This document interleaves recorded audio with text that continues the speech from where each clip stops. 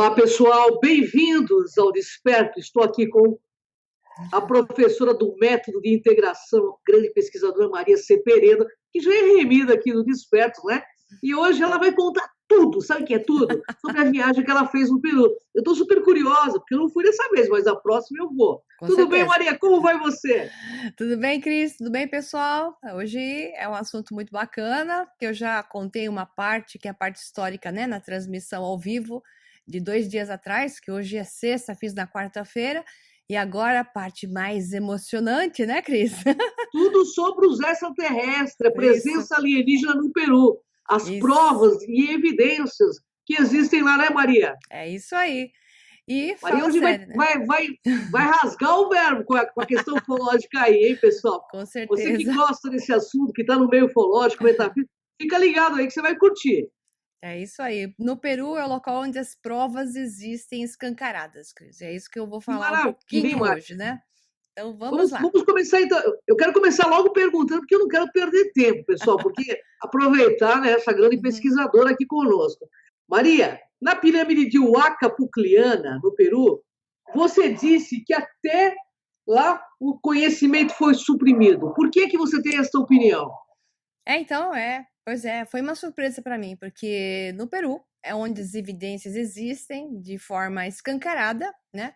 Claro que elas existem pelo planeta inteiro, porque os sítios megalíticos são provas de existência de uma cooperação e de uma até residência de extraterrestres na Terra por um longo período, em, digamos, comunhão com civilizações que eles estabeleceram aqui e por milhares de anos, ou talvez até por centenas de milhares de anos. Mas o que existe lá que é incontestável são as múmias, né? Então, crânios e múmias que são provas. E mas a parte que eu falei que existe uma supressão do conhecimento foi na transmissão Sim, ao vivo, acho que você viu, né? sim, Que eu, assisti todas as lives que você fez lá, viu, Maria? eu ia fazendo 2 minutinhos, 3 minutinhos, um É, minuto e mas foi meio, muito legal. rapidinho, né? Porque costuma nota, né? Fazer transmissão ao vivo de internacional, a transmissão de dados. E nessa pirâmide, que é uma pirâmide de barro, né? Uma pirâmide de argila, feita como se fossem não só tijolinhos, mas parecem livrinhos que são compactados e amarrados, bloquinhos Interessante. de livrinhos que são colocados, formatados. Isso levou dezenas de anos, com certeza, para formar aquela grande pirâmide. Na transmissão ao vivo não deu para mostrar toda a extensão dela, só olhando de cima, mas a gente não pode voar com o drone lá, então é isso que uma parte da supressão do conhecimento. Então nós estamos em Lima, a Huaca Pucliana é uma pirâmide que está no centro de Lima, ali, não Olha, digo centro, mas um bairro até nobre lá, que é o Miraflores, um dos melhores bairros de Lima. E essa pirâmide é gigante, eles estão ainda recuperando parte dela. E não é bem uma pirâmide, na verdade, é um zigurate. vamos segurar. Zigurate desestruturado, porque ele não tem de forma nenhuma a configuração já majestosa de um zigurate mais bem estruturado, como os zigurates de Caral, que nós fomos visitar também. O pessoal vai poder ver isso nos nossos vídeos, tanto naquele vídeo curto que eu vou fazer, que nós estamos começando a preparar, que vai ter uns 30 minutinhos, e melhor ainda, claro, no documentário que vai ter lá umas 5 horas de documentário, que vai Olha ser que legal, hein? vai ser uma aula documentário, porque nós trouxemos uns 200 gigas de vídeo de lá, do Peru. Olha que maravilha, hein? Mas Bom, então, uma pesquisadora, né, como você, né, não há de duvidar que você tenha trazido praticamente tudo, né, que você encontrou lá. o Rafael estava bem equipado, né, com drone, uma câmera de primeira linha e mais uma Osmo câmera, que é o que mais deu certo lá, é a Osmo, que ela é uma câmera que filma em 4K e ela é portátil, fácil de manejar, e o pessoal confunde um pouco com o celular, e foi isso que nos salvou, porque faz parte da história que eu falei, da Sim, supressão do conhecimento. Então, nos sítios megalíticos, você não pode filmar com câmera de melhor porte, não pode sentar um tripé para filmar. De forma nenhuma você pode chegar num sítio desses e fazer um documentário, a aparência de uma gravação de documentário. Tanto assim que entendi. nessa Huaca Pucliana, que era lá em Lima, eu estava com a câmera, né, do celular. Eu pus o celular na mão, tem que ser na mão. Se você usa pau de Sim. selfie, também não pode. Celular na mão, para ficar disfarçado, e eu tinha que ficar olhando para os guardas. Quando eles não estavam, assim, olhando Olha para que minha louco. cara, para eu parar de fazer de conta que só pode tirar foto. Tirar foto pode. Mas se você estiver falando com o celular, como se você estivesse transmitindo, assim, não pode também. Tanto que Olha eu que comecei louco. a transmitir, o guarda veio para cima de mim, né? Olha que Aí eu, impressionante, não, hein? é incrível, você não pode fazer nada, o guarda veio para cima de mim, eu falei assim, eu tô aqui, né, Claro. gravando um vídeo para minha família. Se eu dissesse que eu estava fazendo transmissão ao vivo, também não pode. Então, a coisa é grave. E não pode usar drone, porque eles não querem que você veja as estruturas de cima. Por quê? Porque Hum, a visão de cima é muito diferente de você olhar assim de frente. Então, você se entendi. dá conta, principalmente de estruturas tecnológicas, que é o caso, por exemplo, de Sacsayhuamán, onde Uhum. que é perto de Cusco, ali, lá na região de Cusco, né? Aquelas muralhas megalíticas incríveis e as áreas circulares, que eu até falei na transmissão ao vivo, que são Uhum. áreas que são centros para a produção de energia livre. Então, quando você levanta o drone e filma de cima, Sim. obviamente você se dá conta que aquilo era uma fábrica ou uma usina de geração de energia livre, que aquilo não era só muralhas para adoração do Deus Sol, Viracocha ou quem fosse.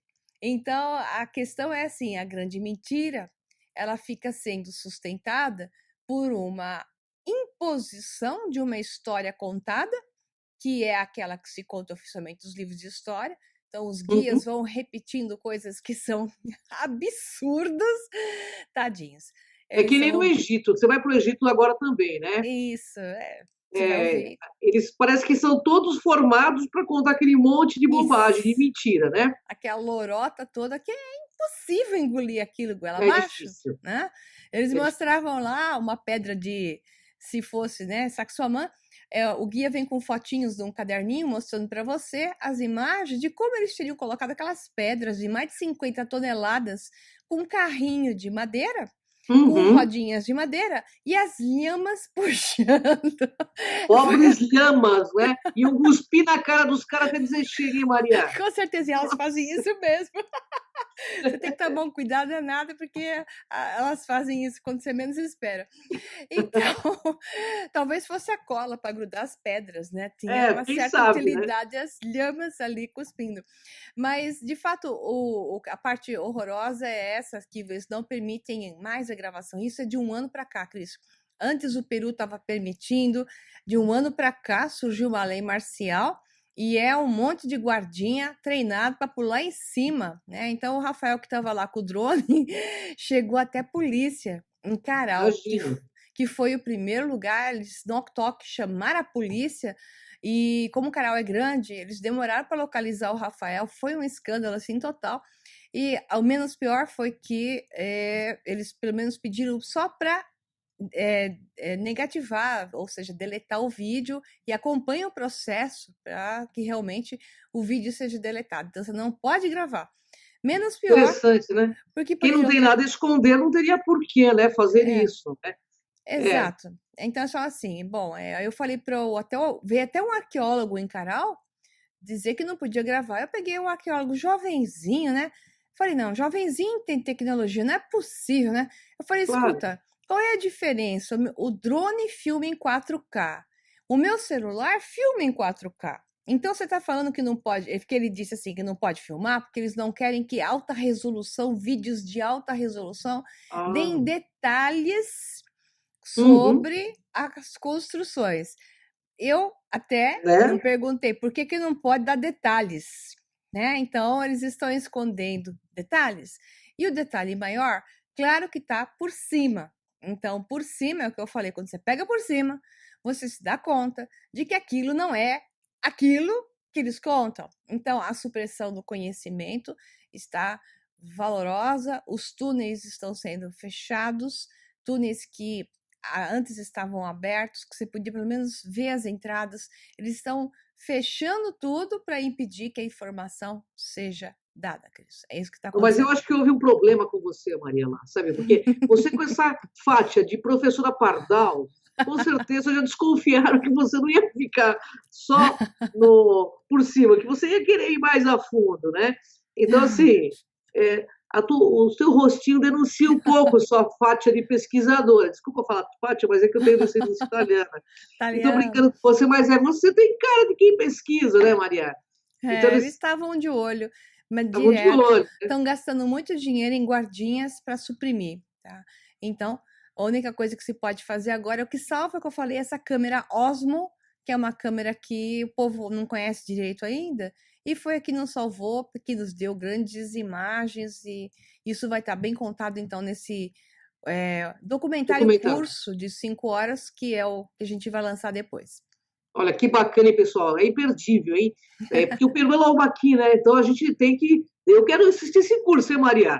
Eu quero estar presente aí, hein? Com certeza. Maria, fala o que há de especial no Hum. Lago Titicaca. Qual a relação deles com o Egito e a antiga Mesopotâmia? Tudo. É É, mesmo? tudo. É Então, um na região. extremegiço esteve por lá ou não? Já estiveram todos os que você possa imaginar. Existe uma ligação indiscutível, isso são vários pesquisadores hoje que fazem a correlação de uma religião em comum em toda a pré-história da humanidade, da antiguidade, que é o termo mais adequado, antiguidades que são várias linhas de tempo.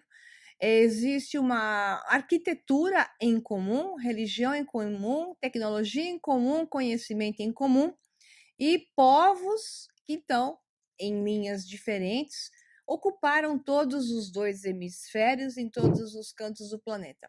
Isso Uhum. faz com que exista uma correlação, sim, digamos, de um intercâmbio não considerado na história oficial da humanidade. Porque a história oficial da humanidade começa em 5.000 anos Sim. antes de Cristo, quando você ainda tem homens de Neandertal que foram encontrados em 10.000 anos antes de Cristo. E diz, não era 10.000, mas deu carbono, 14, 10.000, não, é 30.000. Bom, que seja 30.000. Como é que pode ser em 30.000 ainda homem de Neandertal e em 5.000 antes de Cristo está subindo pirâmides? Então, existe uma coisa hedionda, absurda, dentro da contagem do conto da história oficial da humanidade que não dá para levar. Então, o mesmo povo da antiga Mesopotâmia, seja o que se chama mais da antiga Acádia, que são os primórdios da grande civilização, que ocupou desde o norte até mais ou menos o centro, um pouco abaixo, até a Assíria, que é mais ao norte, que foi uma outra parte da civilização, que veio um pouquinho depois, altamente tecnológica, e que acabou ocupando também até a Pérsia, um pouco mais, até o que também se chama lá os Sumérios, que é mais um pouco ao sul, e esses sumérios, digamos, levaram esse conhecimento através do rei Sargão até diretamente até a Europa, né? Então eles fizeram uma invasão para todos os lados. Isso é história oficial.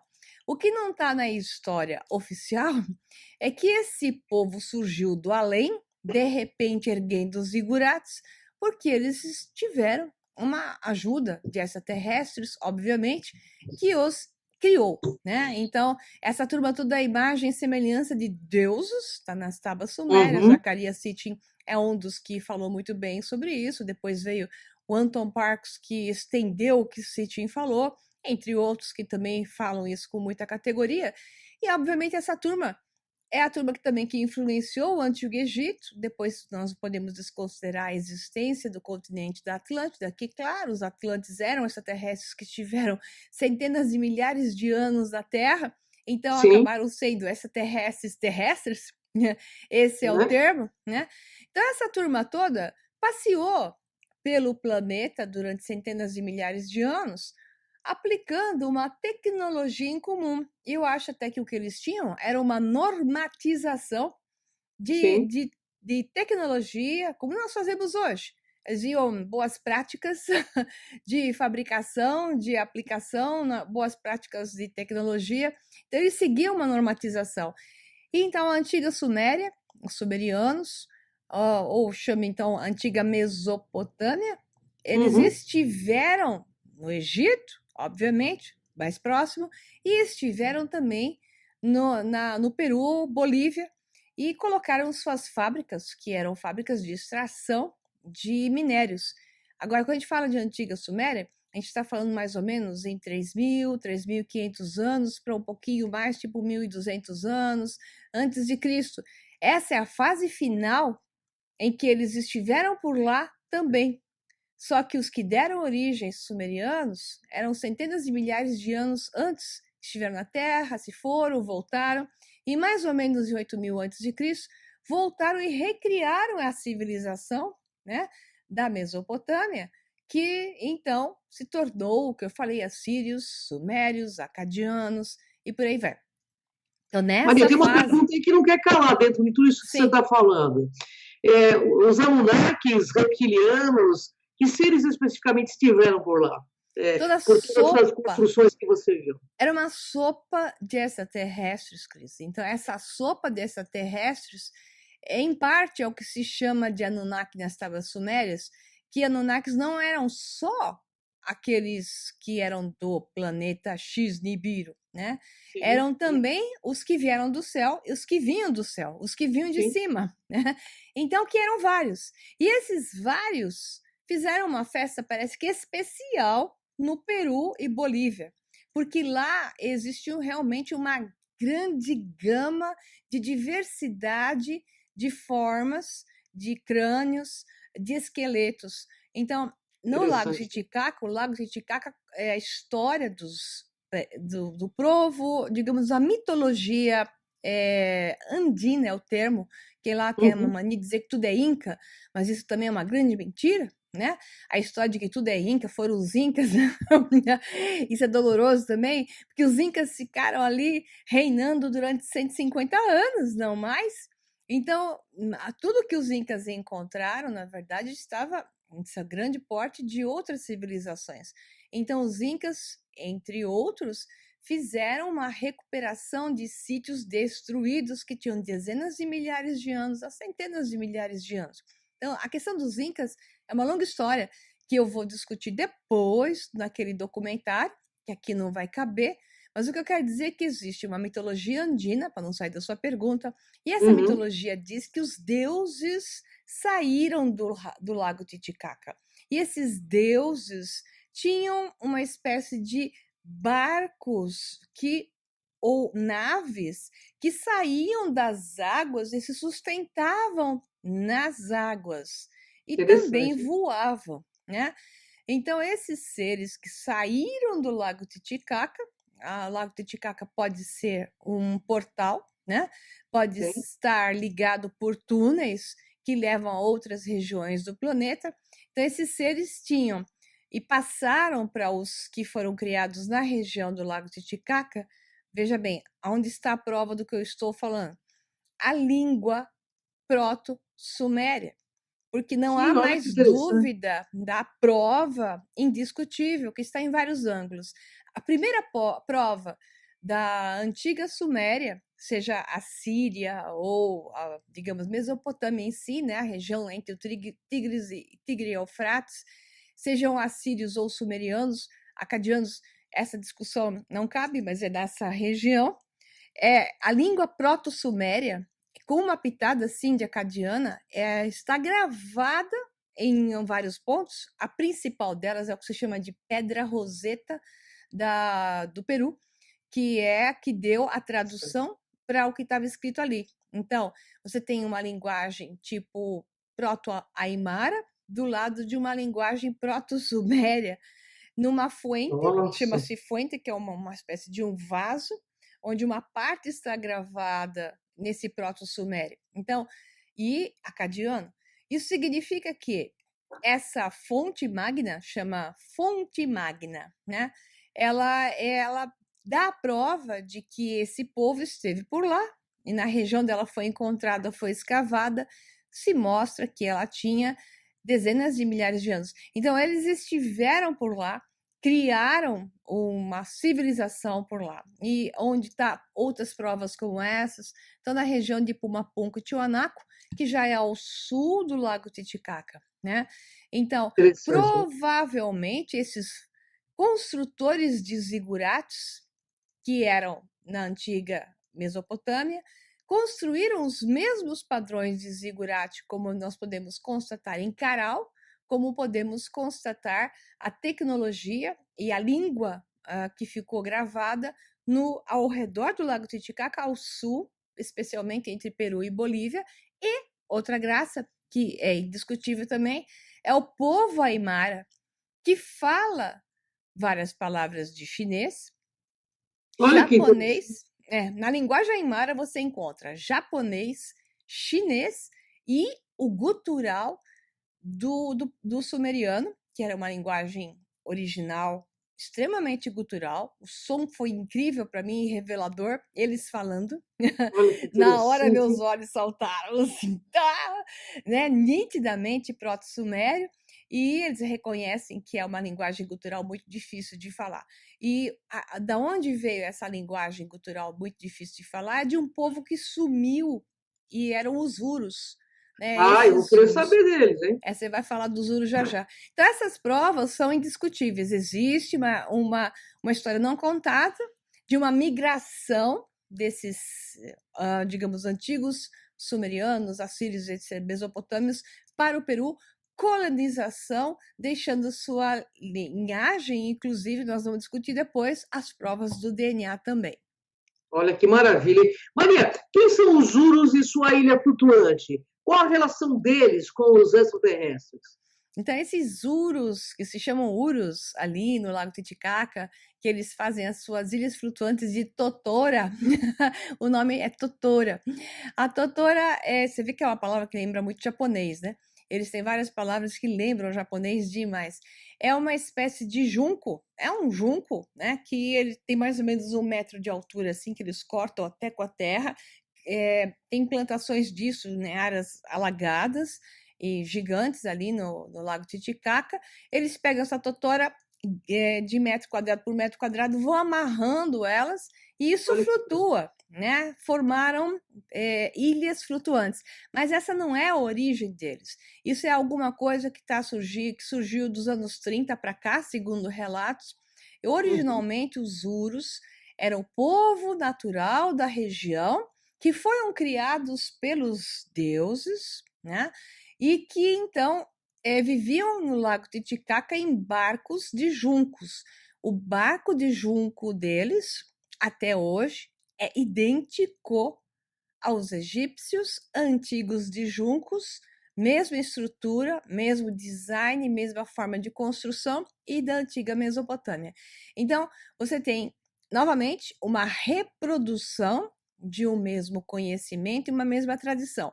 Os Urus originais não existem mais, existem os Aimaras. A linguagem dos Urus se perdeu no tempo porque era muito difícil, que era uma linguagem proto-sumeriana, que é essa linguagem gutural, sem vogais, né, onde se pronunciam sons de consoantes. Então, devido à dificuldade deles e à vinda de outras tribos indígenas da região, os que se chamam Urus hoje não são. Os Urus verdadeiros que falavam essa língua, que era uma prova, se perdeu, já não existem mais, a língua desapareceu, e esses pseudo-Urus hoje também não vivem nos barcos iguais os originais, vivem nessas ilhas flutuantes que são mais modernas. A graça é que a lenda dos Urus diz que eles existiam antes da luz. E que olha que interessante. Eles foram criados antes da luz e que quando a luz surgiu, eles já existiam. É interessante. É muito interessante. Maria, o bebê de crânio é alongado em Cusco, Huayque, né? Você considera que ele é uma prova aí da existência de ETs entre nós? Pois é, novamente, essa transmissão vivo que eu fiz, para mim foi uma surpresa, porque eu não sabia exatamente aonde estava o bebê de Cusco. Eu sabia do bebê de Cusco, não sabia exatamente onde estava o bebê de Cusco, e muito menos eu sabia que a nossa excursão estava programada para parar nesse local que o nome não é fácil, chama Andauaililas. Nossa, nome é difícil, né? É um nome difícil. Então, tem um museuzico de nada do lado de uma igreja. Vamos de novo, a supressão no conhecimento. É um povoadinho minúsculo, que tem uma igreja grande, católica, e um Entendi. museuzinho pequeno. O ônibus parou lá, levando todo mundo para a igreja, né? Ah, bem. Tá. E claro que eu, Maria Pereda, não tinha interesse de entrar na igreja. Você queria ir Então, no eu, museu. Rafael Carvalho, e mais umas meninas espertas que eram do método da integração, que estavam comigo, minhas alunas, nós direcionamos para esse pequeno museu, essa pequena áreazinha que estava ali. Estava escrito museu, a gente já foi para lá. O primeiro a chegar foi o Rafael, que logo, né, ficou agitado ao ver o que tinha lá. E eu chego na sequência, quando eu vi a Waiki, né, que é uma Wawita, como se fala, né, bebê na linguagem antiga aimara, né, Wawa, né, que é um termo, eu fiquei chocada, porque era o que eu mais queria ver ali, porque essa é a maior prova, entre todas as provas que existem no Peru, de uma existência de um ser extraterrestre ou de pelo menos um híbrido, porque ele tem o tamanho de um bebê de 2, 3 meses, mais ou menos, não tem mais do que isso, só que tem dentes, a Olha que boca toda, interessante. a boca Então, toda. provavelmente já não era um bebê, era um adulto, né? É provável, tudo isso é provável, mas ele tem a fontanela aberta. Por isso que vários médicos, fisiologistas, radiologistas, uma série de pesquisadores capacitados já foram ali avaliar o Auita, né, esse bebê de Cusco, que é aí desse museu pequenininho, e eles não conseguem chegar a uma conclusão do que é. Porque da Terra, não é, porque ele tem o crânio alongado. O crânio naturalmente alongado. Quando eu falo crânio alongado, o pessoal pega e me manda mensagem assim: não, mas haviam técnicas de deformação de crânio. Ok, mas o pessoal não se toca do seguinte: o tamanho do crânio. Se você pega um Homo sapiens e deforma, o crânio fica parecendo que tem um pepino aqui atrás, né? Fica a cabeça do Homo sapiens é pequena. Então você pode pôr uma tábua aqui, uma pedra, pressionar, claro, fica vários povos indígenas da humanidade, Fizeram tem isso. até na África, até hoje fazem, mas raramente os que se chamam de nobres, né? Querem aparentar como seus deuses, eles fazem isso. Só que a cabeça do Homo sapiens fica até muito feia, porque puxa o olho e a cabeça fica, né, parecendo um pepino para trás. Pequena, porque nós temos um volume craniano muito menor. Esses seres de crânios alongados naturais, eles eram de crânio 25% até 60% maior. Nossa, eram Portanto, grandes, hein? é óbvio. Então, eles já nasciam com o crânio alongado. Isso é prova de vários crânios que nós vimos. Os bebês já vinham com esses crânios alongados. Às vezes, eles davam uma modelagem, mas o crânio já é todo profuso, né? Ele já é todo alterado. Tem placas cranianas diferentes. Então, nós temos Homo sapiens, uma placa frontal, duas laterais. Boa parte deles só tem duas placas cranianas.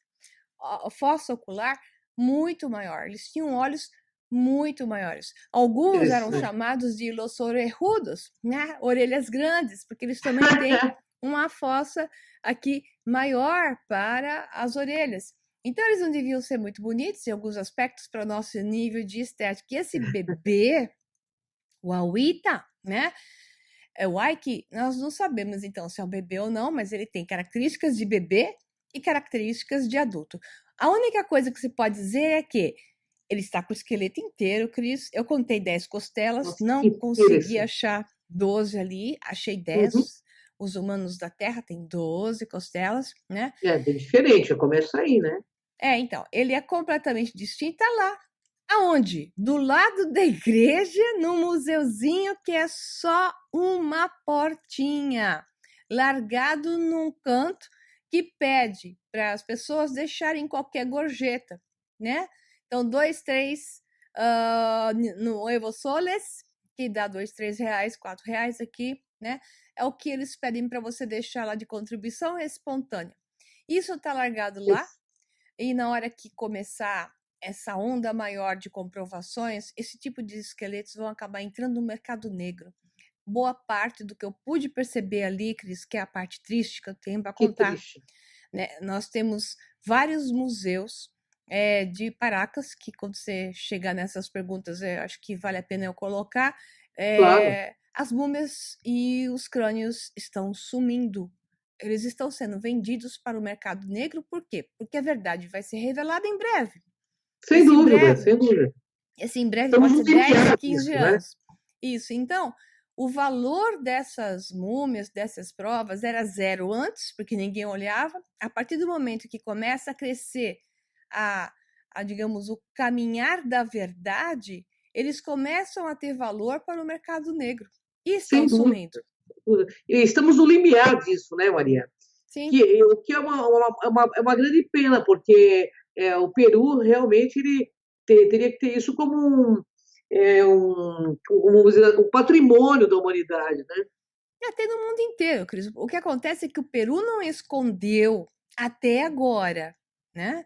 E em todos os lugares do mundo onde se acha alguma coisa dessa, o que o povo faz? Chama os americanos. O que os americanos fazem? Eles vão lá, pegam e somem com a coisa. Lá no Eles Peru, negam, querem vários me negar, né? contaram isso. Vários me contaram isso lá no Peru, porque acharam, né, ossadas ou crânios ou até múmias muito bem cuidadas. E o que o povo faz lá? Chama os americanos. Acabou, sumiu. Ninguém soube, ninguém viu. Eles vão lá, levam tudo e nunca Que devolvem a manipulação posição. triste, né? É assim que funciona. Maria, vocês gravaram uma entrevista aí com o doutor Edson, né? Salazar, ele é médico cirurgião, que analisou as múmias de Nazca. Elas são provas da existência da vida extraterrestre? Diz aí seu ponto de vista, Maria. Então, foi uma grande sorte ter podido falar com o Edson Salazar. Ele é uma pessoa muito séria, ele é jovem, médico cirurgião, muito sério, muito ético. Eu gosto muito de pessoas éticas, né, que põem uma posição neutra e avalia com frieza os dados. Esse é Claro, o meu claro. perfil. Eu gostei muito do perfil dele. E ele teve a chance de acompanhar todo o processo das múmias de Nazca. Ele está em todos os vídeos da equipe principal, entre russos, americanos e mexicanos, peruanos, que estão avaliando essas múmias de Nazca. Então, em suas mãos, ele teve 13 dessas múmias, extraiu, tem até vídeos, né, da Gaia TV, que é quem está patrocinando toda essa pesquisa, a Gaia TV mostrando que ele extraiu material genético, tecido para fazer as análises genéticas e tudo mais. Então, ele viu todo o processo, não só com seus próprios olhos, ele é um médico cirurgião, como acompanhou todos os CAT scan, que chama, né? Que é desde raio-x até as tomografias. Então, ele disse o seguinte: das 13 múmias que ele avaliou, ele pode dizer que as que foram feitas as análises mais completas, elas são originais. Aquilo não é montado. Ele até já viu múmias montadas, né? Que chamam montadas, que o pessoal faz, liga uma peça com outra que não tem nada a ver. Mas ele diz assim: dessas peças avaliadas não são montadas, são originais. Isso mesmo tem até médica americana, radiologista, professora, doutora de uma universidade americana, que eu não me lembro mais qual é, que está na Gaia TV, que ela fala, né, que elas são originais, ali não tem aparência de montada. Então, vamos começar. Primeira coisa, não são montadas. Ponto. Então, não são montadas. Isso é uma descoberta sem precedentes na história, mas essas múmias no Peru já não exatamente essas que têm aparências e tecidos e pele reptiliana, né? Em variedades, são várias espécies que estão lá. Então, as múmias de Nazca são, na verdade, uma espécie de uma porção de uma biblioteca de algumas espécies variadas que estiveram na região Peru, Bolívia, e que passearam por lá, levando conhecimento, fazendo extrações de minérios, criando aqueles megálitos, gerando os lulo, né? Gerando híbridos para executar os serviços e os trabalhos, outros, de outras formas, podem ter ido lá simplesmente para experienciar e ajudar, orientar e levar conhecimento, como conta a mitologia da história da humanidade no geral, e a mitologia andina não é diferente. Ela também conta todas essas passagens, né? Portanto, o Dr. Edson disse assim, as análises de DNA estão em andamento. A primeira coisa que ele pode dizer é que é muito difícil, porque os tecidos estão muito secos. Então, eles fizeram, até a Gaia TV mostrou agora, recentemente, extração de tecidos em outras áreas, porque o acesso às múmias também é problemático. A pessoa que está com as múmias, que recebeu essas múmias, tem permitido, mas existe muita pressão. A pressão é grande, o Ministério, acho que Ministério da Cultura peruano não quer nem saber da coisa, eles não estão se envolvendo, digamos, as organizações oficiais não querem se envolver, provavelmente por ordens de outros países a respeito, né? para acobertar. Então, os mais honestos aí são os russos, que têm um grupo de geneticista da sociedade russa, que está de genética, está trabalhando no processo, mas isso custa muito dinheiro, eu sei muito bem que custa muito dinheiro. Então, se a Gaia TV está pagando por tudo isso, eles não são tão ricos assim, então eles devem estar selecionando o que dá para fazer, e isso vai demorar muitos meses, porque mapeamento genético leva muitos meses e o material também atrapalha. Então, as análises vão sair aos poucos. Então, assim, a equipe que está trabalhando é muito boa, excelentemente bem qualificada, e até agora, o que eles puderam atestar e atestaram nos vídeos é válido. Nós temos ali, a postura dele foi, eu gostei muito do Edson Salazar, ele disse, eu não vou dizer que são extraterrestres, eu vou colocar a postura certa. É outra espécie, são espécies que não se correlacionam com as espécies hominídeas existentes na Terra. Portanto, é outra espécie. De qualquer forma, a história da humanidade está errada, porque é outra espécie. Então, ficou por aí a entrevista dele completa, que tem mais ou menos, acho que quase 20 minutos. Nós vamos colocar no documentário uma parte, né, disso, no documentário pequeno vai ter uma pitadinha, e depois naquele grande de 5 horas, nós vamos soltar a entrevista dele completa. Que legal, né? Saber que a ciência, embora que não seja do povo peruano, que quem deveria trazer isso à tona, né? Seria o próprio povo peruano, mas eu entendo também as dificuldades que eles devem ter, né? Ah, gigante. Gigante, então, o povo peruano também é muito humilde, né?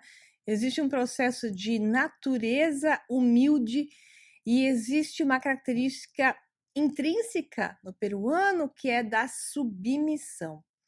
Eles são submissos, portanto, é muito fácil alguém chegar e mandar neles. Poxa vida, hein? Maria, e para encerrar, você também teve um encontro com o Brian Foster, né? O maior divulgador dos crânios alongados e Paracas. Quem eram estes seres e o que ele revelou sobre eles? Então, a história com o Brian Foster eu deixei para o final, porque você gosta de piada, Cris, então foi uma piada, porque assim, eu tinha feito um contato com o Brian Foster por Messenger, a gente conversou bastante em várias etapas. Eu tentei organizar que essa nossa expedição, a primeira para o Peru, estivesse também com ele. Então você tinha que contratar Brian Foster, que não é barato, porque ele é um cara do History Channel hoje, merecidamente, porque ele fez um trabalho exemplar, muito ético, o perfil dele, gosto muito.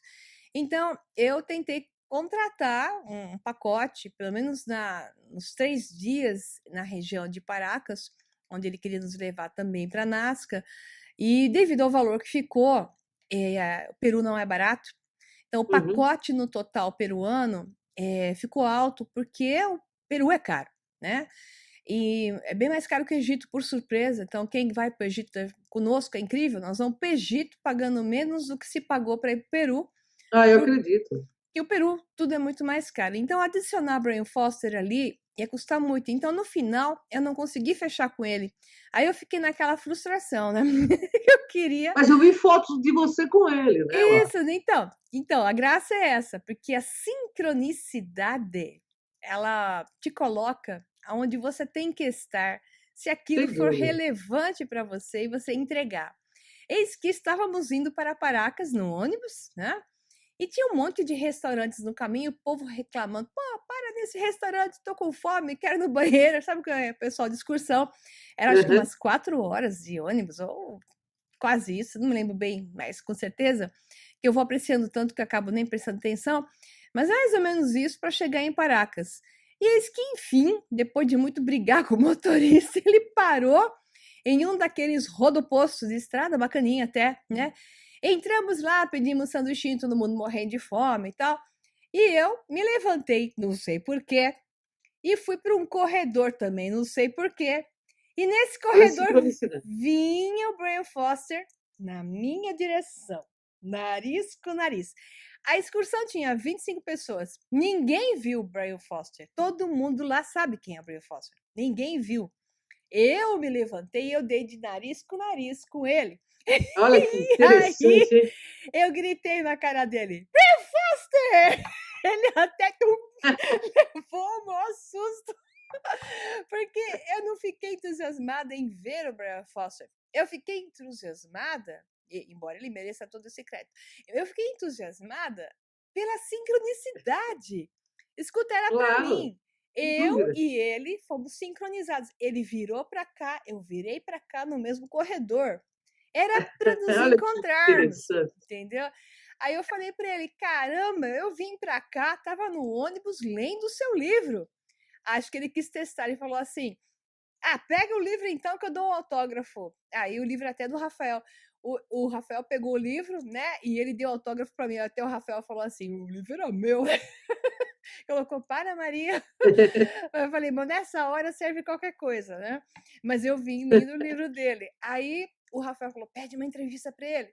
Aí eu peguei, Brian, você poderia? Ele estava com uma turma, ele estava com um grupo que ele estava, Sim. claro, conduzindo ali, eram americanos, né? Pelo sotaque, eram americanos. E aí eu peguei e falei: você me daria uma rápida entrevista? E aí pegou, deu pra gente lá uns 5 minutinhos Que bacana, de hein? entrevista do lado de fora do rodoservice lá, né? Mas ele é muito fofo, muito gentil. E o que que ele nos revelou?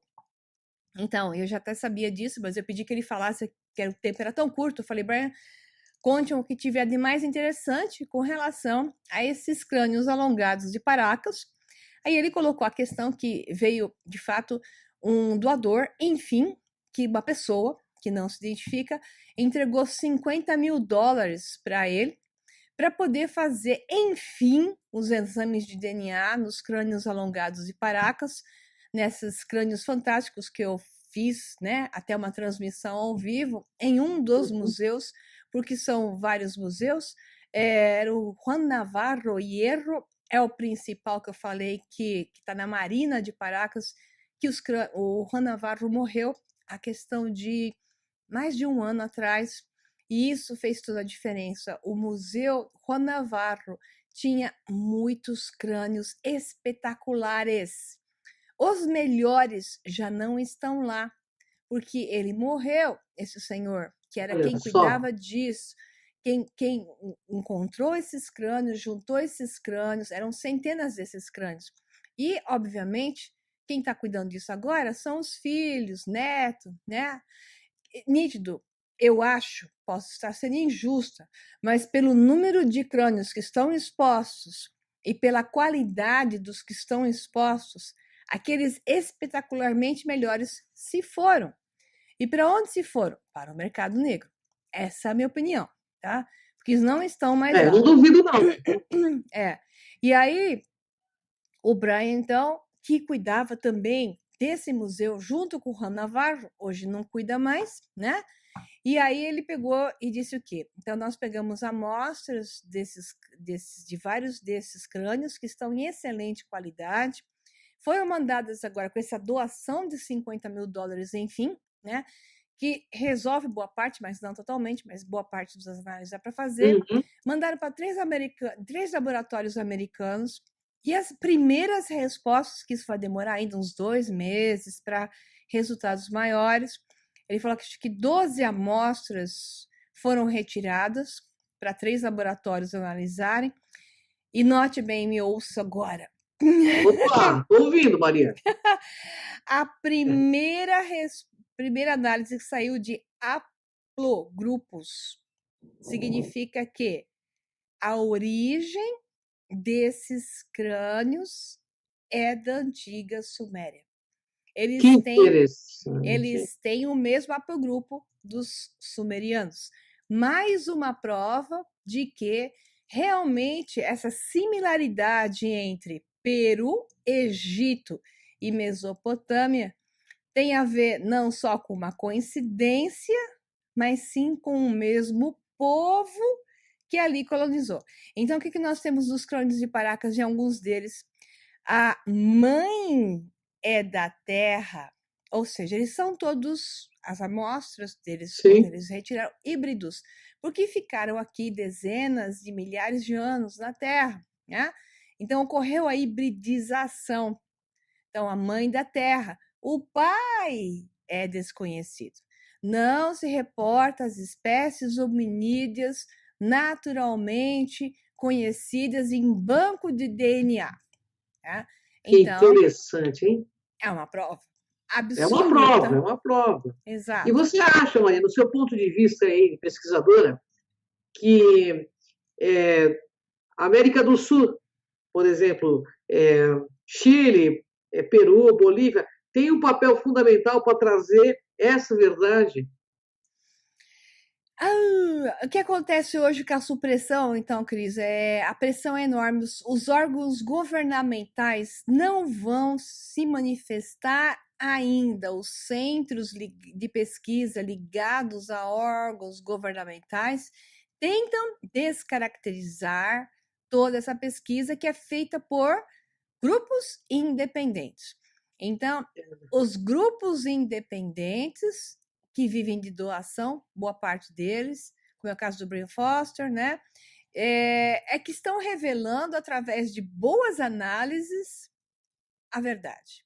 Tá? E a verdade vai derrubar a resistência uma atrás da outra. No caso das múmias ginásticas, se não subirem com todas elas, o que é possível, né? Porque estão tentando comprar essas múmias, tem um valor no mercado negro já muito alto. Se não sumirem com todas elas, até que se possa chegar a análise de DNA bem mais extensa, toda essa resistência vai ser vencida por uma verdade, mas vai ser a longo prazo, Cris. Bom, agora a próxima viagem que a Maria Pereira vai fazer no Egito. Aí nós vamos fazer um programa para fazer essas correlações que existem lá. Sim. E cá, né, Maria? Com certeza. Então vamos para o Egito agora em novembro, pessoal. É só vocês falarem com a Era de Aquários, Viagens e Turismo, com a Edina Santos Silva. É ela que vai lhes dar a visão de pacotes. Então, agora em novembro, estamos indo para lá. Mas no ano que vem, eu volto outra vez para o Peru, que provavelmente... Aí, quem sabe eu não vou junto também, né? Isso, nós vamos pegar outras áreas do Peru. Ir. Maria, passa o telefone da Era de Aquários para gente. Beleza, estou colocando aqui embaixo para o pessoal ver. Coloca no GC para o pessoal saber. Isso, tá e, tudo Maria, para encerrar esse programa, qual a impressão que você trouxe do Peru? Pois é, boa pergunta. São vários níveis de impressão, né? A primeira impressão é de um povo extremamente suprimido, uma desigualdade social horrorosa, uma classe média pequena, uma pobreza gigantesca e alguns ricos. Isso é típico de uma visão até, digamos assim, de um comunismo mal implantado, né? Porque você nivela tudo na pobreza. Agora, eles não estão nem na pobreza com as condições básicas atendidas, que seria a visão do comunismo, né? Porque eles não têm nem as condições básicas atendidas. Aqui no Brasil, você vê pelo menos um sistema de água, né? Chegando até a população, um sistema de saneamento básico sendo servido, mesmo em áreas pobres, obviamente não em todas as regiões. Mas lá não tem. Você não vê isso em região pobre nenhuma. E é o básico dos básicos, é a Nem água. por perto, nada. Então lá ainda é pior do que aqui. Mesmo assim, é um povo doce, como eu falei, eles estão acostumados à supressão e à submissão, e muito gentil com todo mundo, né? Então, a gentileza peruana é incrível, né? E isso ficou, assim, encantador para mim. Agora, pelo outro lado, a parte histórica é o que mais me chamou a atenção, tirando a Claro. dor, né? Porque não só os humanos sofrem lá, os animais também, Cris, né? Você que trabalha com ONG, vive resgatando animal para tudo que é lado. Você é uma ONG Eu sou. natural, né? Só pelo número de gatos que você tem na sua casa. Você já é uma É ONG minha de família, gatos, né? a sua família, os felinos. Você sofre por todos os lados nesse aspecto. Agora, o que tem de encantador é a energia. Ali é esquisito. Então, é nítido que no Peru, eu vou contar isso no documentário em detalhes, mostrando imagens para colocar. Aquilo foi preparado. A terra peruana foi preparada há muitas dezenas de milhares de anos ou centenas de milhares de anos para ser colocado ali um sistema de desenvolvimento de uma civilização avançada. Que quando se foi, deixou a perda do conhecimento ali, que se perdeu naturalmente para aqueles que deveriam levar. E quando os espanhóis chegaram, brutos, né, e mais incultos ainda, apoiados pela Santa Madre Igreja Católica, eles assassinaram todos os sacerdotes e os médios sábios que ainda tinham algum conhecimento. Então, sobrou só a perda da informação. E é isso que a gente vê lá, uma perda da informação e uma distorção daquilo que aconteceu, né? Muito fácil de ser manipulado, e a manipulação corre solta, mas pelo menos eu consigo ver a história verdadeira por trás, e isso encanta os meus olhos, e eu digo que vale muito a pena ir. E na próxima vez nós vamos a outros lugares como Nazca, Palpa, Tiwanaku, Pumapunku, entre outras regiões que nós não pudemos ir, porque o Peru tem muita coisa para ver, né? Tem muita coisa, né, Maria? Mas você conheceu uma parte bem legal, que eu achei foi bem legal para quem foi junto. Bom, pessoal, fica aí o convite da Maria Pereira para o Egito, que vai ser, ó, o Egito é maravilhoso, e ainda com conhecimento, né, que a Maria Pereira tem, ela vai fazer, vai desvendar o Egito. E também eu te digo mesmo em relação ao Egito, que eu já estive lá, Maria. Você conhece, é muito revoltante o tratamento que eles dão para a mulher e para os animais no Egito. E me revoltou bastante. Infelizmente. Mas, assim, a gente tem que ir lá olhar, né? Trazer para a gente o conhecimento que lá tem, né? Que também, assim, tá tudo escrito na cara das pessoas, só não vê como quem não quer, né? Assim como no Peru, né? Uhum. Quando a pessoa está adormecida, ela vai no local desses, ela não entende nada, não vê nada, compra a história que te colocam. Quando a pessoa está desperta, ela vê todas as nuances. Portanto, ela não fica presa só na tristeza, ela não fica presa em nada, ela aprecia e compreende o porquê de tudo, e isso faz um processo de elevação muito importante em cada um. Afinal de contas, né, Maria, nós estamos aqui para isso, né? Para fazer essa viagem o melhor que a gente possa fazer, não é? E aprender. Eu acho que estar aqui nesse momento é exatamente isso. A gente tem que observar e tirar o melhor proveito para que a gente leve isso sepultura dentro, eternidade afora. Maria, você sabe que você mora no meu coração, você está timbrada aqui, ó, no meu coração de felina. Gratidão, uma honra estar contigo nesse programa. Faremos muitos outros. Pessoal, vá para o Egito, que vocês vão curtir muito, ainda mais com uma figura como essa, né? O Peru já valeu, e o Egito vai valer mais ainda. Gratidão, Maria. Até o próximo Despertos. Até o próximo, pessoal. Semana que vem tem mais aí. Beijo, Cris. Até. Beijo. Tchau, tchau.